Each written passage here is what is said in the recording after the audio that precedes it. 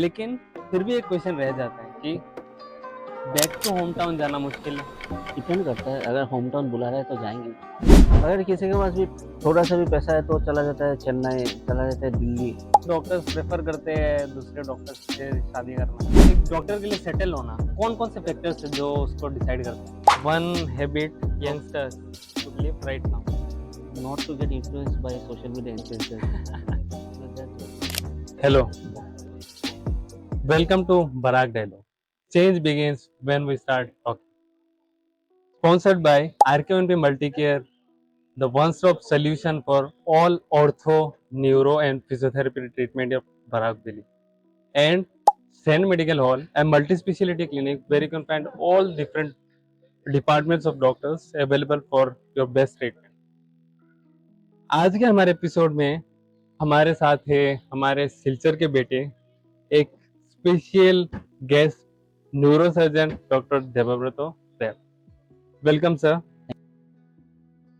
हम बहुत थैंकफुल है आपसे कि आपने थोड़ा-सा टाइम निकाला और हमें मौका दिया कि आप मतलब हम आपसे बात कर सकें और डिस्कस कर सकें आपके जर्नी के बारे में, हमारे बराक-वैली और असम का, नॉर्थ ईस्ट का जो भी सिस्टम है, हेल्थ केयर सिस्टम है, उसके बारे में बात कर सकें। और इस बारे में जब बात करेंगे हम लोग, हमारा जो मेन फोकस है वो है कि चेंज लाना। जो भी पॉइंट हमें दिखे कि इस पे बात कम हो रहा है उसको हाईलाइट करना, और जो अच्छा हो रहा है उसको तारीफ करना, उसको हाईलाइट भी करना ताकि उस चीज़ को और बढ़ावा मिले। तो थैंक यू सर। सर का जर्नी स्टार्ट हुआ था सिलचर से, फिर उन्होंने जर्नी का शुरुआत एमबीबीएस स्टार्ट किया जोरहाट से। एम आई राइट सर? जोरहाट, फिर डिब्रूगढ़, फिर डिब्रूगढ़ में एमएस, उसके बाद गोलाघाट में first job Golaghat surgeon. As a surgeon, फिर उसके बाद बीएचयू में। वहाँ पे तो सर ने सुपर स्पेशलिटी करके झंडे गाड़ दिया, गोल्ड मेडलिस्ट। तो thank you for coming once again. तो सर हम आपसे पहले यही जानना चाहेंगे कि आपका जो जर्नी था उसमें सबसे पहला क्वेश्चन यही है कि ये मेडिकल डिपार्टमेंट ही क्यों? ए प्लान और ए डेस्टिनी? बेसिकली मुझे डॉक्टर बनने में कोई इच्छा नहीं था। अच्छा। Just coincidence and destiny. मुझे इंजीनियरिंग में भी मिला था एनआईटी सिलचर में। अच्छा। और एमबीबीएस में मुझे यहाँ मिल गया जोरहाट में। ओके। तो मेरे मम्मी पापा का इच्छा था डॉक्टर बनना। Basically my mother wanted to make me a doctor. तो I have come to fulfil her dreams. तो ये फिर तो ये ऐसा हो गया कि डेस्टिनी डेस्टिनी मान ले हम। बेसिकली डेस्टिनी है। डेस्टिनी इनिशियली मुझे डॉक्टरी में कुछ इंटरेस्ट भी नहीं था। अच्छा। I didn't like that subject that much even after joining also. क्यों? क्यों आपको ऐसा क्यों बिकॉज पहले से ही मुझे इंजीनियरिंग पे इंटरेस्ट था। I wanted to be logical thinking. I wanted to be electrical engineer. But Dhoni भी फुटबॉलर बनने चला था लेकिन बन गया था क्रिकेटर, बहुत अच्छा बना। जब मैं रामानुज में था एचएस में, तब भी मुझे बायोलॉजी में कोई इंटरेस्ट नहीं था। अच्छा। क्यों रट्टा मारना पड़ता है? मुझे कभी इंटरेस्ट ही नहीं था बायोलॉजी वायोलॉजी में। मुझे इंजीनियरिंग ही करना था। मैथ्स मुझे अच्छा लगता था। Trigonometry my favourite subject, algebra and everything. लेकिन ये मेडिकल स्टूडेंट्स के लिए मतलब वो हेडेक होता है, ये सब चीजें जो आप बोल रहे हो जो आपके लिए इजी था। जनरली यही होता है क्योंकि हाँ, लेकिन कुछ ऐसा हुआ कि मतलब शायद माँ कामाख्या का आशीर्वाद था। Definitely definitely. तो नेक्स्ट क्वेश्चन ये है, जो भी एमबीबीएस जब भी हम करने जाते हैं, जनरली कोई भी स्टूडेंट जाते हैं तो वहाँ जाने के बाद एक जर्नी होता है 5 साल का जो मेमोरेबल होता है। तो आपने जब किया था वो कब एडमिशन था आपका? मैं ज्वाइन किया 2011 में, second batch of Jorhat medical college. हाँ अच्छा ओके। फिर तो आप लोग को सीनियर्स कम मिले होंगे वहाँ पे। सीनियर्स कम थे लेकिन जितने भी थे अच्छे थे। अच्छे थे। जनरली होता है ना रैगिंग वगैरह या फिर ऐसा कुछ आप लोग को मिला था? नहीं, ऐसा कुछ फिजिकल तो कुछ नहीं हुआ था। हल्का फुल्का इंटरेक्शन तो होना चाहिए थोड़ा बहुत। नहीं तो आप भी अपने डिपार्टमेंट में पास करने के बाद अगर आप अपने सीनियर को नहीं जानोगे तो फिर क्या फायदा रहने का। आपका क्या व्यू है, थोड़ा सा रैगिंग होना चाहिए या फिर एकदम ही नहीं होना चाहिए? नहीं, रैगिंग तो नहीं होना चाहिए लेकिन इंटरेक्शन तो होना चाहिए। इंटरेक्शन एक सीनियर जूनियर के बीच रहना होना चाहिए। चाहिए। आप घर में भी बड़ा भाई तो छोटा भाई का मजाक तो उड़ाता ही है। हाँ। तो मजाक वो उड़ाने तक तो अलग। ठीक है, लेकिन I have heard stories in other colleges जहाँ पे हाँ फिजिकल विजिकल हो जाते फिजिकल हैं। हाँ। तो वो तो सही नहीं है। और प्लस जब भी हम लोग एमबीबीएस में जाते हैं तो अलग अलग सोशल बैकग्राउंड से जाते हैं, अलग हम्म, अलग मेंटल थिंकिंग भी सबका कैपेसिटी भी अलग होता है, अलग होता है तो definitely। सबके लिए वो इंटरेक्शन हैंडलिंग करना भी अलग होता है मतलब। तो इसलिए शायद गवर्नमेंट ने इसको टोटली बैन ही कर दिया है करेंटली। तो अभी प्रैक्टिकली तो there is no interaction only at present. तो तो ये इंटरेक्शन ना होना तो एक गलत ही है हाँ, कि थोड़ा तो इंटरेक्शन तो होना चाहिए, लेकिन अब इंटरेक्शन में जैसे उंगली में हाथ में हर उंगली समान नहीं होता है, जैसे हर सिग्नल समान नहीं होता है, समान नहीं होता। तो कोई ज़्यादा मज़ा लेता है, कोई नहीं लेता है, तो उसी तरह से। लेकिन यादें तो बनती रहती हैं। तो सर नेक्स्ट क्वेश्चन ये है कि न्यूरो सर्जरी ही क्यों? न्यूरोसर्जरी मुझे बहुत फैसिनेट करता था एमएस के टाइम से, during the time of surgery residency Dibrugarh में, तब से मुझे न्यूरोसर्जरी पसंद था। आपका फर्स्ट सर्जरी आपने कब देखा था, मतलब फर्स्ट न्यूरोसर्जरी देखा न्यूरोसर्जरी फर्स्ट तो डिब्रूगढ़ में न्यूरोसर्जन है डॉक्टर ध्रुवज्योति कुर्मी सर। मैंने उनके साथ? उनके साथ मैं काम किया हूँ अच्छे से, तो तभी से उनका वर्क एथिक्स मुझे फैसिनेट करता था। तो इसीलिए बाद में जाके सुपर स्पेशलिटी में नहीं, मुझे तब से न्यूरोसर्जरी करना था। करना था। और दूसरा कारण ये था कि जब मैं न्यूरोसर्जरी में घुसा था हम्म। बैक इन 2022, तो उस टाइम पे बिफोर कोविड ऑल्सो कोई न्यूरोसर्जन नहीं था यहाँ पे। तो एक्चुअली होता है क्या, मतलब जो भी जनरल एक व्यू होता है, हमारे फिजियोथेरेपिस्ट, मैं एक फिजियोथेरेपिस्ट हूँ, हमारे व्यू में रहता है कि सबसे ज्यादा कमाने वाले न्यूरोसर्जन होते हैं। नहीं, कमाने के लिए मैंने नहीं न्यूरोसर्जरी ज्वाइन किया। अगर कमाने के लिए न्यूरोसर्जरी करता तो मैं जीएमसीएच में नहीं ज्वाइन करता, मैं तो सिलचर में वापस आ जाता। पैसा ही उधर डबल, ज्यादा पैसा है, उधर पैसा ज़्यादा है, ज्यादा है। लेकिन वहाँ पे न्यूरोसर्जरी नहीं कर पाता ना, तो I just doing physician practice. Physician practice. Because neurosurgery करने के लिए पैसा भी अफोर्डेबल होना चाहिए तो पेशेंट को। आपने मतलब बीएचयू क्यों में कैसे चूज किया या बीएचयू क्या? मुझे मिला था, ओके। एंट्रेंस में मेरा रैंक अच्छा था, मुझे बीएचयू मिला था, तो मैंने बीएचयू लिया था। कौन सा जगह वैसे बेस्ट है इंडिया में बेस्ट न्यूरो सर्जरी के? न्यूरोसर्जरी में इंडिया में बीएचयू भी टॉप 10 इंस्टीट्यूट्स में है, इनफैक्ट टॉप 5 में है अभी। बीएचयू। बीएचयू बीएचयू अच्छा है, दिल्ली एम्स अच्छा है, पीजीआई चंडीगढ़, निमहांस मैंगलोर, एसजीपीजीआई लखनऊ, तो ये टॉप 5 में है। Good colleges. Good college. PGI Kolkata अच्छा है। Even GMCH Guwahati is improving a lot, वो भी हाँ। पहुंच जाएगा बहुत जल्दी। और एज ए न्यूरो सर्जन सीखने के लिए या फिर एक्सपीरियंस के लिए सीखने के लिए, एक्सपीरियंस के लिए बेस्ट? नॉर्थ इंडिया के सेंटर्स इसलिए अच्छा है क्योंकि वहाँ पे हैंड्स ऑन काफ़ी ज़्यादा मिलता है, पेशेंट लोड काफ़ी ज़्यादा है, ओके। टीचर्स अच्छे हैं, एक्सपोजर अच्छा है, फैसिलिटी अच्छा है। हाँ, सेंट्रल ये इंस्टीट्यूट से बेटर है। डेफिनेटली जो यंग डॉक्टर्स आ रहे हैं फील्ड हाँ में उनके लेकिन, लिए ये इन्फॉर्मेशन डेफिनेटली हाँ हेल्प होगा। लेकिन एक प्रॉब्लम है, जितना अच्छा इंस्टीट्यूट है उतना ही वर्कलोड है। तो वर्कलोड मतलब क्या, मतलब ज्यादा घंटे काम करना है हाँ या हाँ, फिर ज़्यादा घंटे काम प्रिसीजन? करना, ज़्यादा घंटे तो काम करना ही होगा कितना घंटा जनरल? आपको। फर्स्ट ईयर रेसिडेंसी में बहुत काम करना पड़ता है, you don't get time to sleep that much. तो अब 18 emergency, hours? It's not like 18 hours 20 hours, आप आपकी क्वालिटी के ऊपर है, आप कैसे मैनेज करते हो समय को। हाँ। सबका अपना अपना होता है, आप कैसे मैनेज करते हो, बट वर्कलोड तो है। न्यूरो सर्जरी करना है तो you have to sacrifice a lot, आपका फैमिली लाइफ भी सेक्रीफाइस होगा, पर्सनल लाइफ सेक्रीफाइस होगा, तो birthdays family get togethers and everything, आपको थोड़ा बहुत तो सेक्रीफाइस करना ही पड़ेगा हाँ, अगर आपको अच्छा न्यूरो सर्जरी करना है। करना है। और बस आपको just for the sake of neuro surgery करना है, न्यूरो that's it। यस, मुझे जो मैं सब समझ सकता हूँ, एक सर्जरी के लिए एक स्किल ज्यादा चाहिए होता है। आप क्या कहना चाहेंगे, नॉलेज, सिर्फ नॉलेज या स्किल या नहीं, देखिए कैसे? स्किल तो चाहिए, ऐसा कि नहीं है कि स्किल नहीं चाहिए। जैसे न्यूरो सर्जरी हो या कार्डियो सर्जरी या कोई भी सर्जरी, इवन जनरल सर्जरी हो, यू नीड टू, आपको स्किलफुल होना पड़ेगा, नहीं तो आप skill skill like hands on, hands on. Hands on skill तो होना पड़ेगा, नहीं तो आप if you make mistake patient के लिए खराब होता है। और न्यूरो सर्जरी में room for error is very less, हाँ छोटा सा गलती patient will get paralyse, patient function डिटोरिएट्स, quality हाँ ऑफ लाइफ इज हैम्पर्ड। हाँ, आपके ये पास जो भी आपने, पेशेंट आता हाँ है, ये जो बात कहा आपने, सर्जरी अगर कुछ भी गलत हो गया, थोड़ा सा भी एरर होने हाँ, से क्वालिटी ऑफ लाइफ इज जैसे impaired. Spine surgery. Spine surgery हो, ब्रेन सर्जरी हो, कोई भी थोड़ा सा भी क्वालिटी ऑफ लाइफ इम्पेयर्ड हो जाता है। But most of the times in our centres patient delayed presentation से आता है, तो ऑलरेडी हाँ। Quality of life is impaired. हाँ, तो इसलिए हैंड्स ऑन तो चाहिए, प्रिसिशन इज वेरी इंपॉर्टेंट। आपको क्या लगता है, आपने बाहर भी काम किया है, नॉर्थ ईस्ट में भी काम किया है और असम में भी, मतलब डेफिनेटली, तो आपको क्या लगता है कि एज ए पेशेंट, पेशेंट के हिसाब से तौर पे कौन से एरिया के पेशेंट ज्यादा खुद से एजुकेटेड है नॉर्थ के regarding health patient, care? North के पेशेंट ज्यादा एजुकेटेड है, नॉर्थ दिल्ली उनको पता है कि कौन से डॉक्टर के पास जाना है या नॉर्थ के पेशेंट्स कब ट्रीटमेंट लेना है। नॉर्थ के patients from West Bengal hmm in the upper middle class and higher class. Here, Assam में the Biharis, Marwaris, and to an extent Assamese speaking, but बाकी गांव में रहने वाले लोग तो इतने एजुकेटेड नहीं है रिगार्डिंग हेल्थ केयर। तो आप लोगों के पास जो भी और केसेस जो हमारे हमारे वैली के लोग हैं वो तो बहुत ही they are very far behind, उनको तो आइडिया ही नहीं है क्या चल अभी, रहा है। हाँ ये चीज सच में है, क्योंकि जनरली जो स्पाइन सर्जरी वगैरह होता है या spine surgery is a myth, आप अच्छे से सर्जरी करेंगे तो अच्छा रिजल्ट आएगा, आएगा। लेकिन आपको सर्जरी करना होगा, अच्छे से करना आना पड़ेगा, ओके तभी होगा।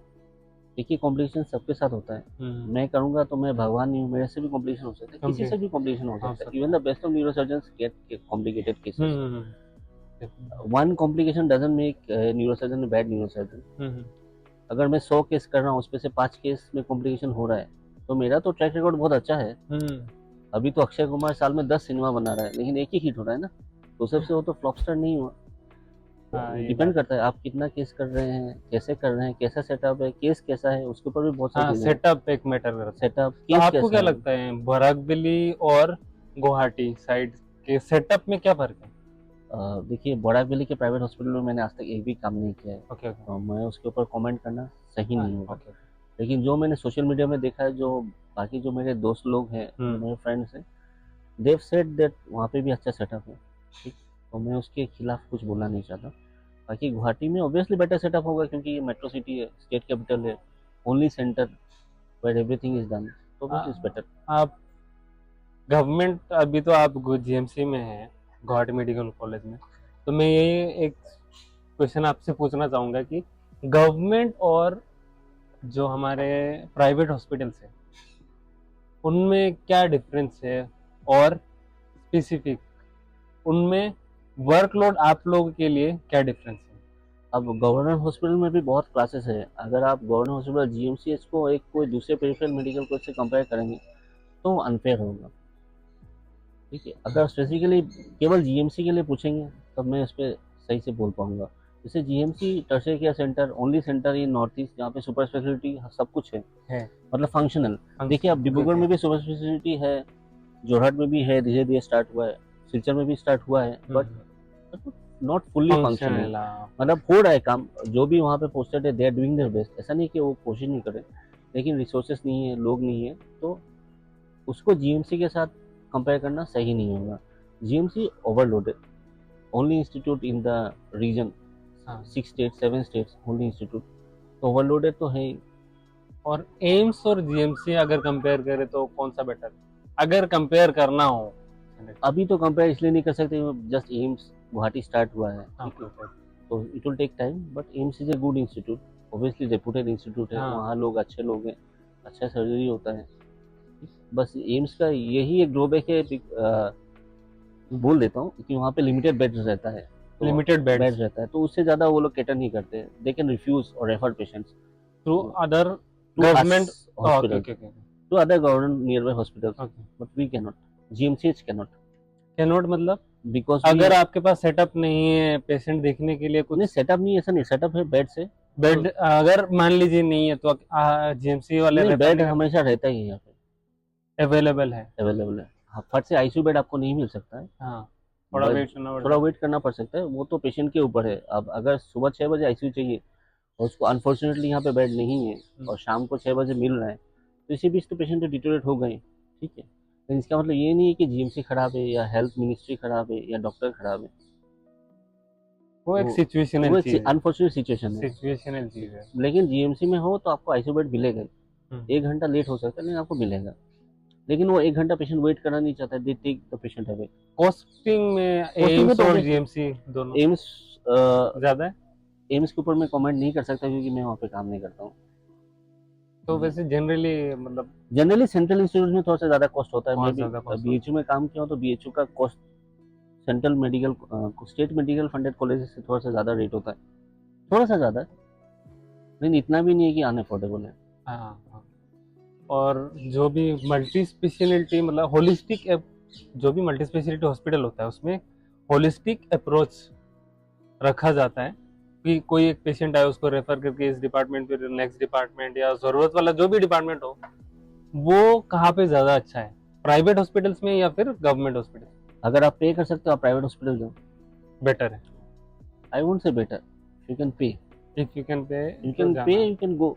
If you are not able to pay, आपके पास पैसा नहीं है तो आप गवर्नमेंट में आइए। आप प्राइवेट में क्यों जा रहे हैं, आपके पास पैसा ही नहीं है तो। हाँ।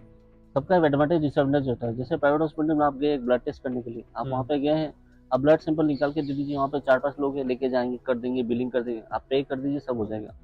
गवर्नमेंट तो ऐसा नहीं है ना, वी आर लिमिटेड, रेस्ट्रिक्टेड। आपको ब्लड डॉक्टर या टेक्नीशियन निकाल के देगा, आपको काउंटर में जाना होगा, लाइन होगा, पकड़ना होगा, पे करना होगा, हो जाएगा। लेकिन जो चीज़ यहाँ पे 100 रुपये में होगा वहाँ 500 रुपये होगा। हाँ डिफरेंस। तो कोई बेटर या कोई ख़राब नहीं होता है, आपके ऊपर है। अगर आपके पास पैसा है तो आप प्राइवेट में जा सकते हैं। तो सर एक क्वेश्चन था, जो बीएचयू आपने सेलेक्ट किया था, तो बीएचयू और बाकी इंस्टीट्यूट में क्या मतलब जनरल कोई कॉलेज पर कोई एडमिशन लेता है तो क्या फ़र्क है? BHU सेंट्रल इंस्टीट्यूट है, आप वहाँ पे बॉन्ड नहीं है। Bond is a big factor, okay okay. क्योंकि आप बॉन्ड मतलब after MBBS also you are not required to stay in UP, okay okay. No service required. छोड़ के आ सकते हैं? छोड़ के 5-5.5 साल बाद आप आ सकते हो। ओके। MS के बाद भी आप आ सकते हो। जैसे MCS करके मैं डायरेक्ट यहाँ आ गया तो मुझे यहाँ जॉब मिल गया बाय गॉड्स ग्रेस, ठीक है। तो वहाँ पे बॉन्ड नहीं है, सैलरी अच्छा है, ओके। हाँ। हैंड्स ऑन आपको अच्छा मिलेगा, सेंट्रल इंस्टीट्यूट है तो सब कुछ अच्छा है, ठीक है। अच्छा मतलब एम्स दिल्ली नहीं है, एम्स दिल्ली जैसा इतना अच्छा नहीं है टू बी ऑनेस्ट, वहाँ पे ज़्यादा अच्छा है। लेकिन वो भी यहाँ पे भी BHU में जैसे पेरिफेरल मेडिकल कॉलेजेस से तो काफ़ी अहेड है, बेटर है। उससे बहुत बेटर है। बस लेकिन वर्क कल्चर थोड़ा सा आपको टॉक्सिक हो सकता है। Toxic in the sense? Toxic in the sense जैसे पेशेंट लोड ज़्यादा है तो काम ज़्यादा है, काम ज़्यादा है तो प्रेशर ज़्यादा है, तो प्रेशर ज़्यादा है तो सबका बाकी स्टाफ से कोऑर्डिनेशन भी तो मिलेगा? कोऑर्डिनेशन भी मिलेगा, लेकिन आपका काम तो आप ही को करना होगा ना। जैसे आपका काम है वो आप करोगे, मेरा काम है मैं करूँगा, ठीक है। सर्जरीज कैसे मिलता है आप लोग को, कि डेजिग्नेटेड होता है कि आपको ये करना है ये करना है, ऐसा कुछ? सर्जरीज आपको मिलता है, जैसे जितना आपका एक्सपोजर बढ़ता है, एक्सपीरियंस होता है, उतना ही आपको केसेस मिलता है। कहाँ से डिसाइड होता है, डिपार्टमेंट हेड से या फिर? No, it's a tradition, tradition wise ना, कि इतना दिन हो गया अब इसको ये केस करवा हैंडल सकते कर हैं। सकते हैं हाँ, तो उनको दिया ऐसे, जाए हाँ वैसे वैसे हिसाब? वैसे वैसे वो जो है इंस्टीट्यूट का प्रोटोकॉल है उस हिसाब से ओके। चलता है वैसे। तो बस वो यही रहता है जनरली कहीं पे भी कहीं सर्जरी? भी यही रहता है, यही यही रहता है। follow? लेकिन जैसे BHU में ट्रॉमा सेंटर है, हाँ।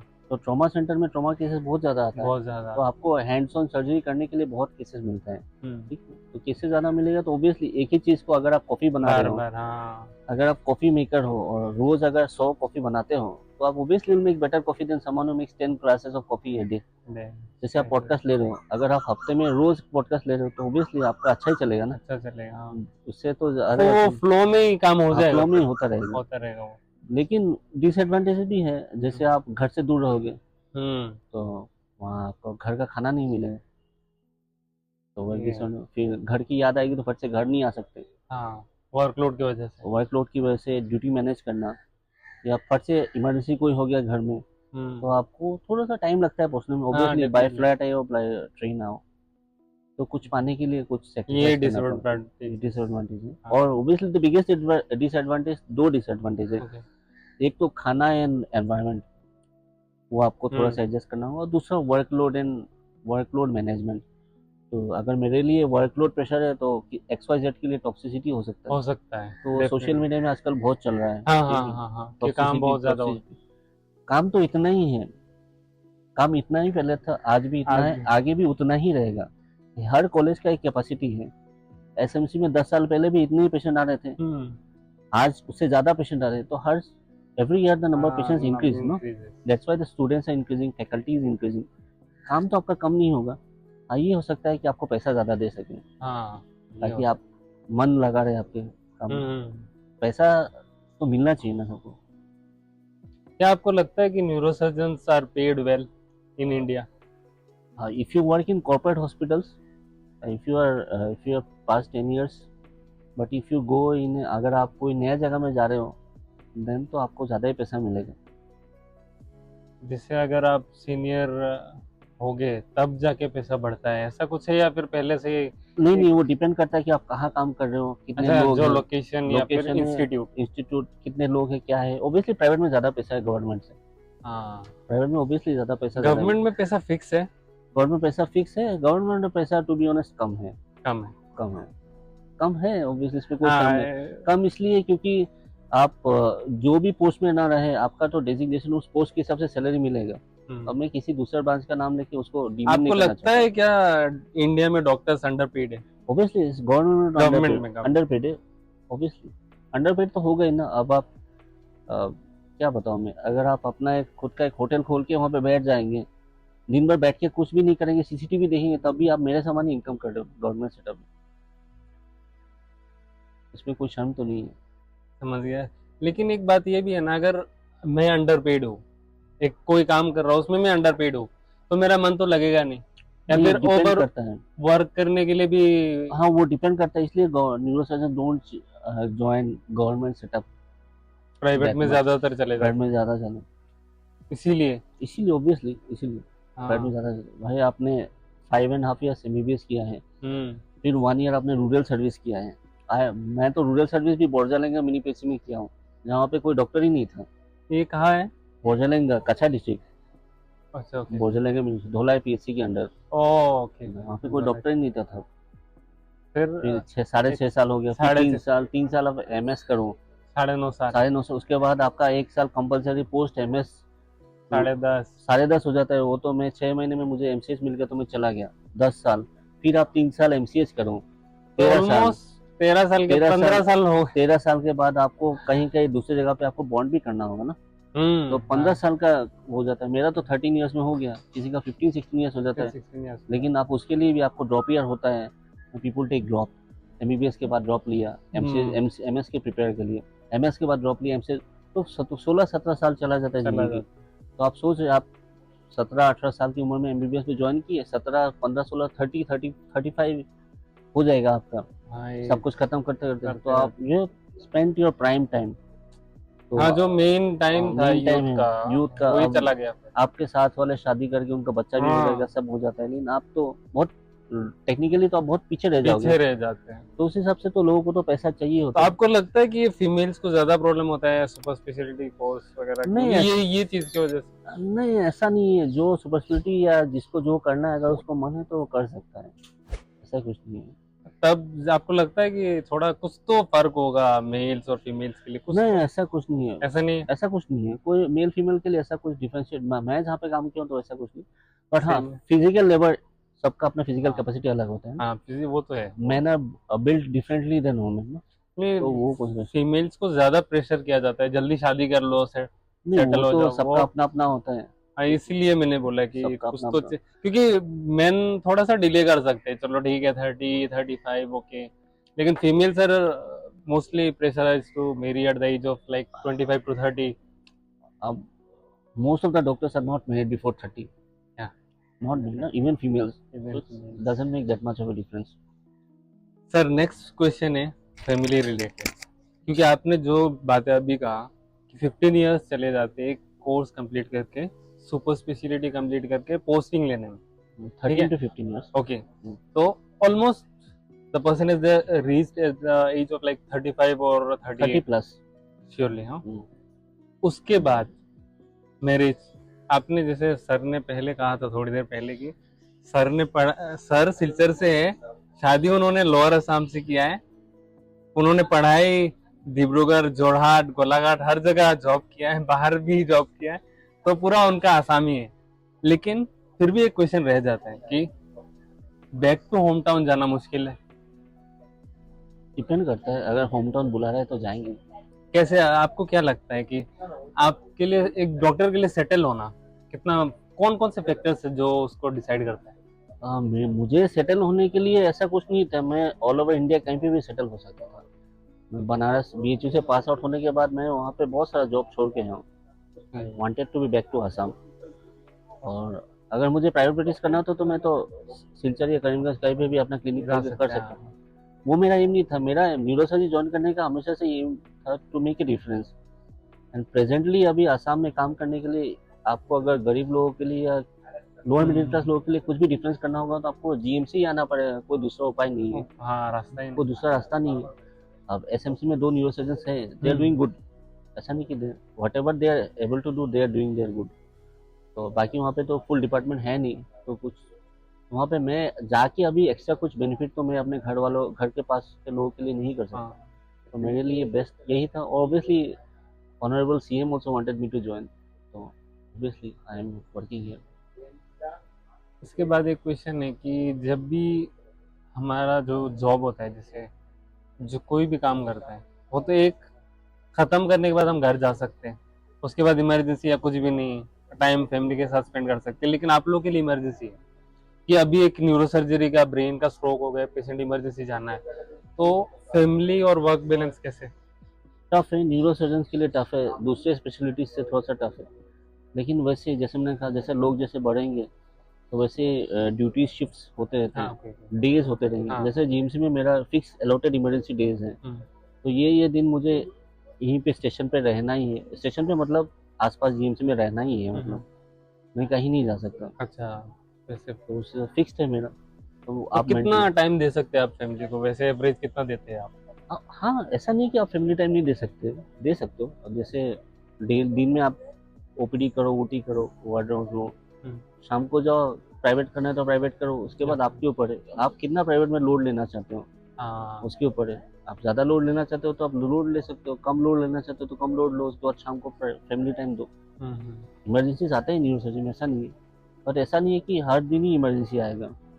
Pick and choose. But unfortunate thing ये है कि आपका कोई प्राइवेट फंक्शन है, प्राइवेट सेरेमनी है, हाँ, पर्सनल टाइम, उस दिन अगर इमरजेंसी आ गया तब तब बुरा मुश्किल है। लगता है, तब तो बुरा लगता है। लेकिन ऐसा नहीं है कि रोज ही आएगा, ऐसा नहीं हाँ, है, हाँ, वो तो कभी कभार। कभी कभार। लेकिन हुआ है मेरे साथ, ऐसा नहीं है। ऐसा एक एग्जाम्पल, हुआ है, होता रहता है, होता रहता है। शादियाँ या फिर?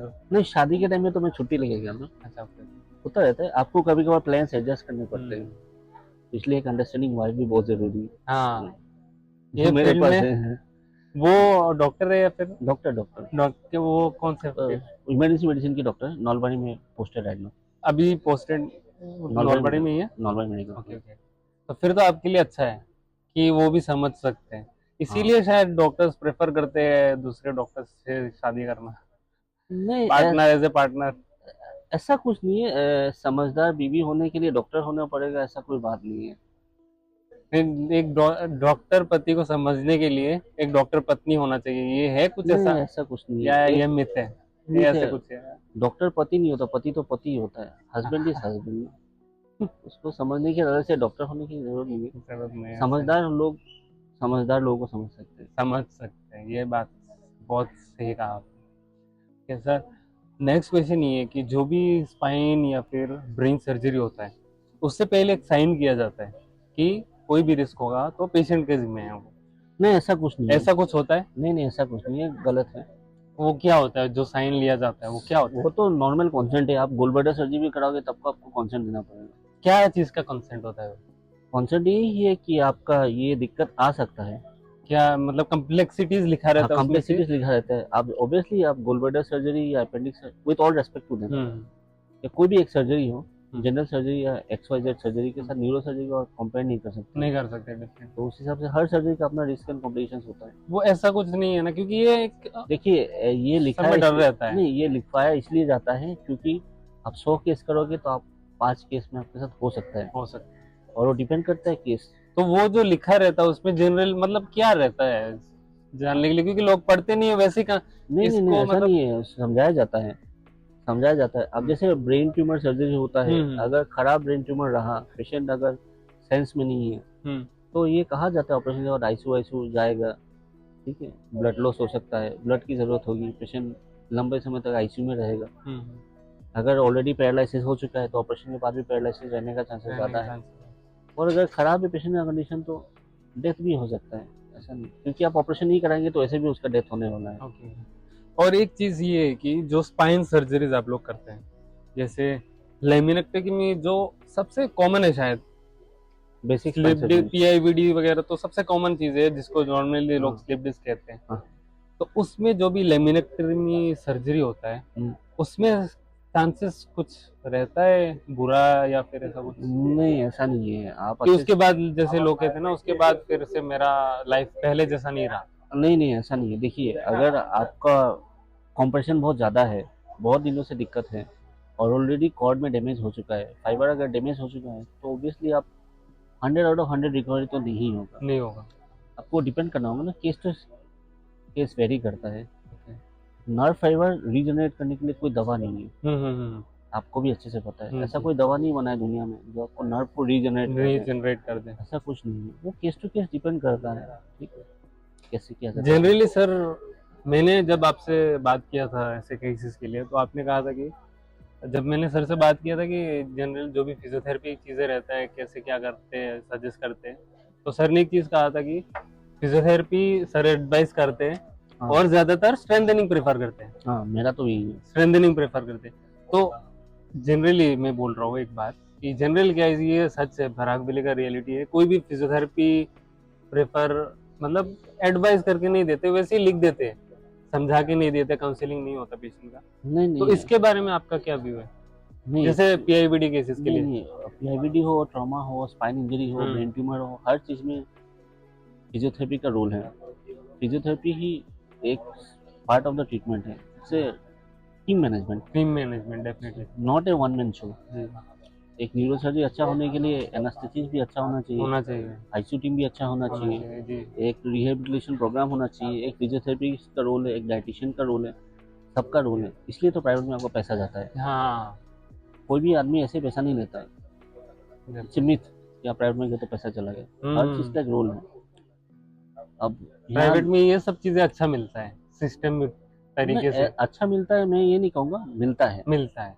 गवर्नमेंट में भी मिलता है, हम्म, लेकिन ऑब्वियसली आप खुद ही देख लो, अगर 5 मरीज है और 50 मरीज है तो आप कितना टाइम दे पाओगे? कितना टाइम देते उसके हैं। ऊपर डिपेंड। ऐसा नहीं है कि जो देने वाला है वो देता नहीं है, देते तो सबको ही है।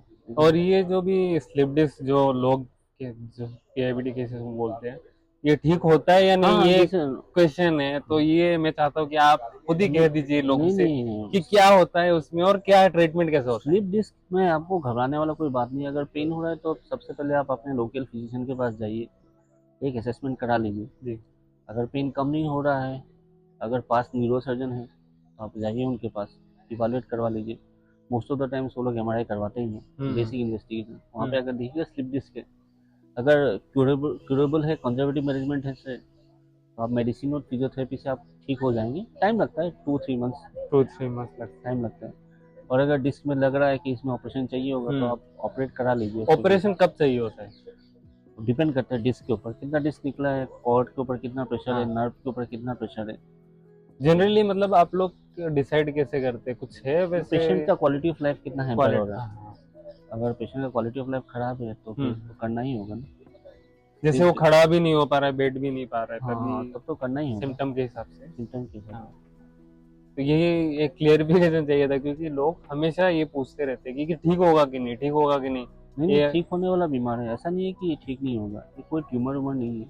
हाँ। आजकल ट्यूमर्स में भी अच्छे रिजल्ट आ गए हैं, ऐसा नहीं है। न्यूरो सर्जरी में घबराने वाला चीज़ नहीं है, बस यही है हाई एंड स्पेशलिटी सर्जरी है, तो आप एफोर्डेबिलिटी का इशू है। तो सर नेक्स्ट क्वेश्चन एसएमसी हमारा जो सिलचर मेडिकल कॉलेज है उसके जो प्रेजेंट कंडीशन है उसके बारे में आपका क्या ओपिनियन है या क्या एडवाइस है? मैं कौन हूँ एडवाइस देने वाला, लेकिन ठीक है, अच्छा है, इम्प्रूविंग है। अब एक दिन में तो आप सबसे बड़ा इंस्टीट्यूट तो नहीं बन सकते। हाँ। इट्स इम्प्रूविंग, इंफ्रास्ट्रक्चर आ रहा है, the government is putting a lot of money, नए डॉक्टर्स भी आ रहे हैं, हम लोग नए नए लोग ज्वाइन कर रहे हैं, लेकिन और इम्प्रूवमेंट होना चाहिए, स्पेशली सुपर स्पेशलिटी केयर में ज़रूरी है। क्योंकि हमारे पास around we have a population of 50 lakhs. Okay.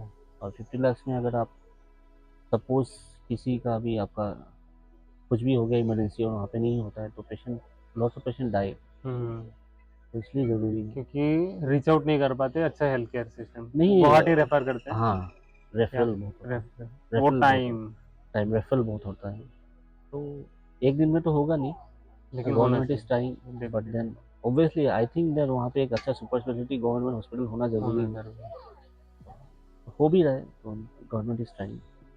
Sir next question है जो स्ट्रोक पेशेंट्स आते हैं हमारे पास तो उनके फैमिली को जनरली समझ में नहीं आता कि कैसे होगा, प्रोग्रेस होगा कि नहीं। जैसे मेरे ग्रैंडफादर को भी हुआ था, अभी रिसेंटली मैंने आपको हाँ बोला भी था, उनको हेमरेज हुआ था। हाँ हाँ तो स्ट्रोक के बाद जो रिकवरी फेज या फिर जो प्रोसेस होता है वो बहुत स्लो होता है। हम्म। तो लोगों को मतलब बहुत क्वेश्चंस रहते हैं, होगा कि नहीं, क्या होगा, बच पाएंगे कि नहीं, ये चीज़ को कि थोड़ा। हाँ देखिए, ये बहुत एक अच्छा सवाल आपने किया है। स्ट्रोक प्रिवेंटेबल है। हाँ।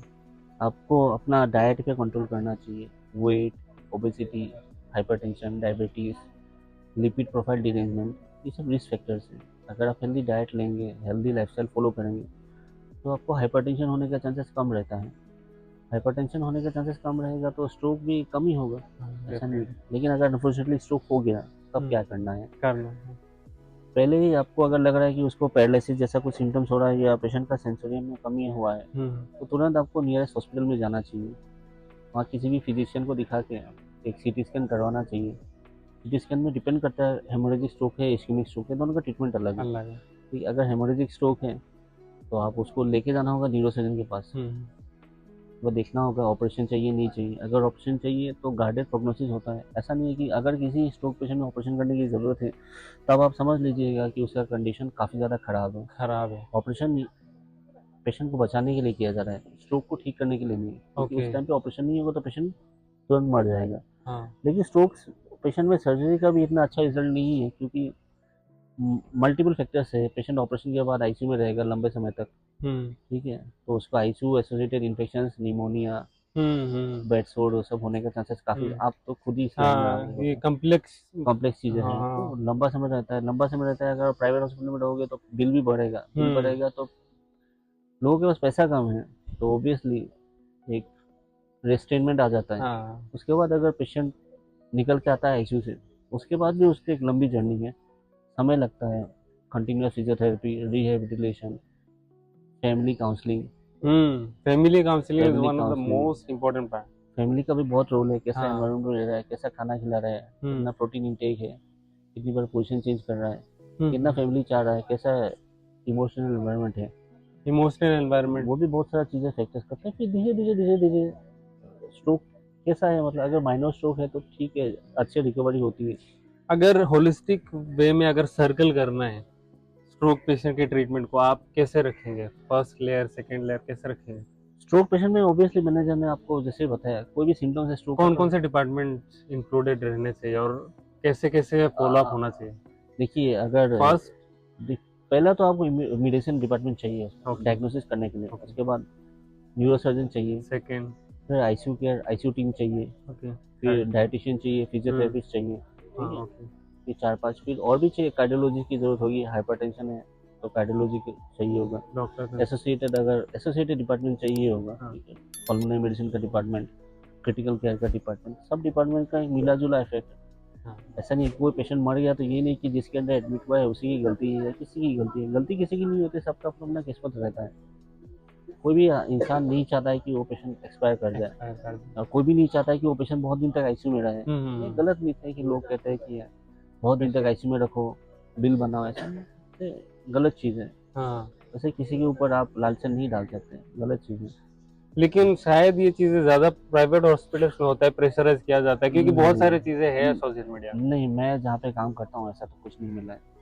दूसरे क्योंकि चीज़ बहुत है। सारी चीजें सोशल मीडिया में हैं वैसे कि डॉक्टर्स को स्पेशली कॉर्पोरेट फील्ड में प्रेशराइज किया जाता है कि पेशेंट को हॉस्पिटल में एडमिट करवाओ, जहाँ सर्जरी रिलेटेड कुछ नहीं है वहाँ भी इमरजेंसी करके सर्जरी करो। नहीं, मुझे नहीं ऐसा लगता, मुझे लगता है सब गलत बातें हैं। तो ज्यादा ऐसा नहीं होता है आपके? नहीं, मुझे नहीं लगता ऐसा कुछ है। हाँ, ओब्वियसली प्राइवेट हॉस्पिटल्स में आपका एडमिशन्स तो होता ही है, एडमिशन्स होते हैं, ऐसा नहीं लेकिन मुझे नहीं लगता कि कोई किसी को प्रेशर कर सकता है। प्रेशराइज नहीं अगर कोई किसी के प्रेशर में आके काम कर रहा है तो मतलब वो अपना काम ठीक से नहीं कर रहा है, नहीं कर रहे तो संभव नहीं है। और न्यूरो सर्जन को तो कोई प्रेशर दे ही नहीं सकता है, तो पॉसिबल नहीं है। क्योंकि ये, हाँ, ये थोड़ा सा अलग डिपार्टमेंट है। हाँ, नहीं हो सकता। ऐसे कभी भी आईसीयू में तो ज्यादातर क्या रखेंगे वैसे? कितना दिन रख सकते हैं आईसीयू नहीं, में? ये पेशेंट के ऊपर डिपेंड करता है वो कैसे कंडीशन में है। अगर पेशेंट का कंडीशन ही खराब है, पेशेंट वेंटिलेटर डिपेंडेंट है, हाँ। आप वेंटिलेटर हटाओगे तो पेशेंट नहीं रहेगा, तो आप कैसे उसका वेंटिलेटर हटा सकते हो? आप तो उसका वेंटिलेटर नहीं हटा सकते। नहीं हटा। इंडिया में तो कोई रूल नहीं है कि आप पेशेंट को, अगर पेशेंट सांस ले रहा है, अपना वाइटल्स मेंटेन कर रहा है, तो आप उसका वेंटिलेटर हटा दो क्योंकि उसका पैसा नहीं है, ये तो हाँ, नहीं हो पाएगा ना। नहीं हो पाएगा। तो इसमें आप किसी भी हॉस्पिटल को ब्लेम करने से तो गलत है ना। वो तो वो तो आपके ऊपर है, आपका पैसा नहीं है, इसलिए तो मैंने कहा है money is a big factor. तो sir next is our rapid fire question round. मैं आपको ऑप्शंस दूंगा और आपको एक ही चूज करना है, ओके सर? या फिर एक ही वर्ड या एक सेंटेंस में आंसर बताना है आपको। First question start. टी और कॉफी? Tea tea. सनसेट और सनराइज? सनराइज। गुवाहाटी और सिलचर? सिलचर। बीएचयू या GMC? GNC. Sure? Yeah. OT या OPD? OT OT. OT definitely. क्यों? Neurosurgeon should be in OT, not in OPD. अगर मुझे ओपीडी चलाना था मैं तो सिलचर में ही चला जाता। मनी या satisfaction? For me satisfaction, but money is important. If you don't have the money you can not be satisfied. And how can we be satisfied No, other than money? If you don't have the money you can not be satisfied. If you, आपके पास पैसा नहीं है तो आप यहाँ पे आके चाय नहीं पी सकते ना। One surgery you will never forget. ऐसा था माय कभी? First surgery, first surgery first general surgery. जो आपने अभी बोला था सर को है, जोरहाट में या नहीं डिब्रूगढ़? नहीं, Dibrugarh. Dibrugarh. One thing patient should stop doing immediately as a neurosurgeon, क्या बोलना चाहिए? Immediately doctor shopping. Doctor shopping कैसे? डॉक्टर शॉपिंग मतलब आज मुझे दिखा है, कल आपको दिखा है, परसों इसको दिखा है, तरसों उसको दिखा है। हाँ, अगर आपको किसी को दिखाना है तो आप उन्हीं के पास जाओ जिसके ऊपर आपको भरोसा है। भरोसा नहीं है तो बात मत जाइए। one thing every family should learn before coming to hospital.